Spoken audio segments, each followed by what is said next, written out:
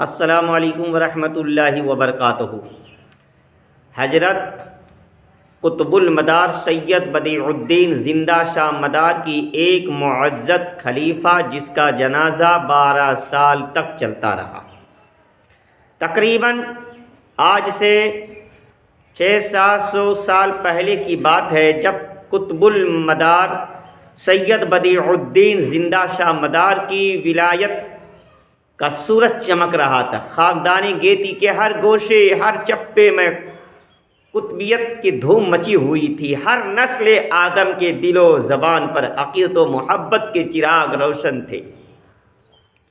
دنیا کے مختلف خطے کے عقیدت مند شخص مکنپور شریف کانپور کی سرزمین پر قطب المدار کی بارگاہ میں حاضری دینے کو اپنی سعادت اور نجات کا ذریعہ سمجھتے تھے۔ اسی زمانے میں افغانستان کے غور نام گاؤں سے ایک نوجوان پیر کامل کی تلاش میں نکل پڑا۔ اس نوجوان کو کسی بھی جگہ پیر کامل نظر نہیں آیا۔ حضرت شاہ مدار کی شہرت بہت سنی تھی۔ دل میں ملاقات کا شوق پیدا ہوا۔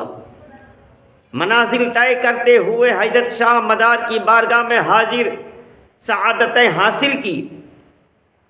حضرت شاہ مدار رضی اللہ تعالیٰ کا حال، رضی اللہ تعالیٰ عنہ کا جمال و جلال دیکھا۔ خوف خدا، عشق رسول سے بھری ہوئی ایک نگاہ شاہ مدار نے ڈالی۔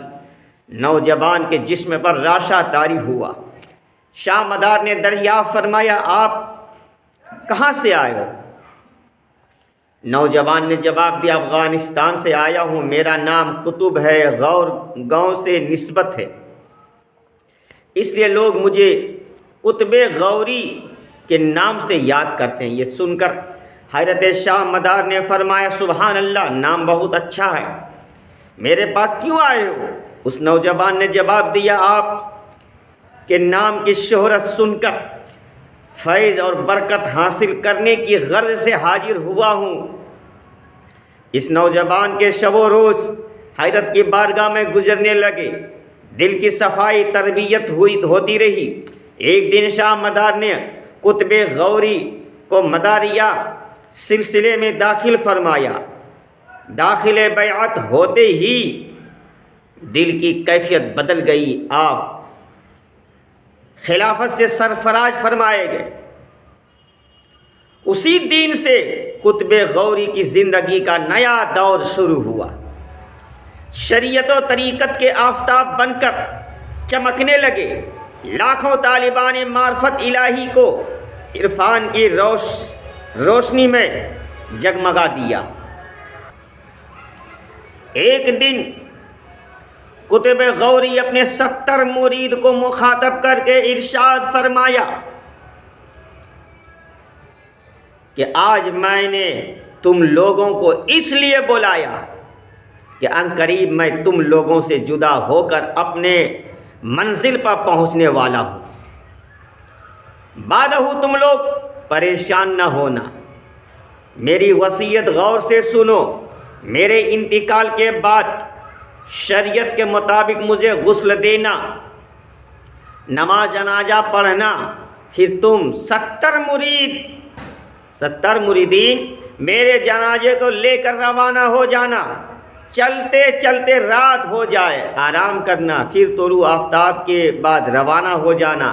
صبح و شام اسی طرح چلتے رہنا، پھر جس جگہ سے میرا جنازہ نہ اٹھے اسی جگہ مجھے دفن کر دینا۔ ایک دن اللہ تعالیٰ کے محبوب بندے حضرت قطب غوری نے دنیا سے کوچ فرمایا۔ انا للہ و انا الیہ راجعون۔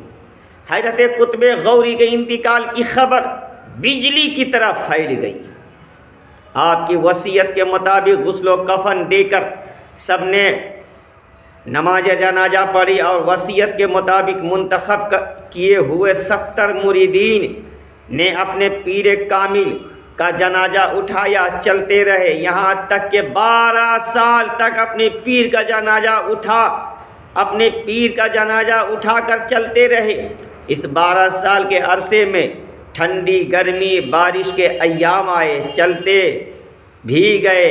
پیر کی وصیت بھی، جہاں سے میرا جنازہ نہ اٹھے وہیں مجھے دفن کر دینا۔ 12 سال تک جنازہ کو زمین نے پکڑا ہی نہیں۔ اس لیے مریدین اپنے پیر کی وصیت پر عمل کرتے رہے، 12 سال تک جنازہ لے کر چلتے رہے، اور ان 70 مریدوں نے مکن پور سے جنازہ اٹھایا تھا۔ کوئی منزل نہیں، کوئی نشان نہیں، چلتے رہے۔ 12 سال کے عرصے میں یہ مریدین دنیا کے مختلف ملکوں کا دورہ کرتے رہے۔ ہندوستان میں کلار گاؤں پہنچے، جو آج کرناٹک صوبہ کا ایک ضلع کہلاتا ہے۔ اس گاؤں میں کلارما دیوی کا بت خانہ تھا۔ بت خانے کے باہر تالاب کے پاس جنازے کو مریدین نے رکھ دیا، اپنی اپنی حاجتیں پوری کرنے لگے۔ بت خانے کا پجاری ان مریدین سے مخاطب ہو کر کہنے لگا، اس گاؤں کے رانی پوجا کرنے کو آتی ہے، یہ رانی مسلمانوں کے دشمن، اس لیے تم لوگ جلدی سے یہاں سے چلے جاؤ۔ مریدین اپنی حاجت، اپنی ضروریات سے فارغ ہو کر حضرت کا جنازہ اٹھانا چاہا، اتنی وزنی ہو گیا کہ 70 مرید نے مل کر اٹھا نہ سکے۔ مریدین نے مغرب کی نماز ادا کی، بت خانے کا پجاری پھر باہر آیا، ان مریدوں کی حاضری کو دیکھا، پوچھا۔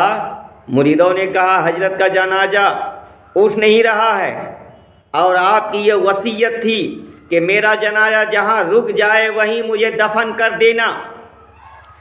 اتنے میں رانی اپنے لشکر سپاہ کے ساتھ حاضر ہوئی اور ہاتھی کے ذریعہ آپ کے جنازے کو ہٹانا چاہا، مگر جنازہ اپنی جگہ سے 1 انچ بھی نہ ہٹ سکا۔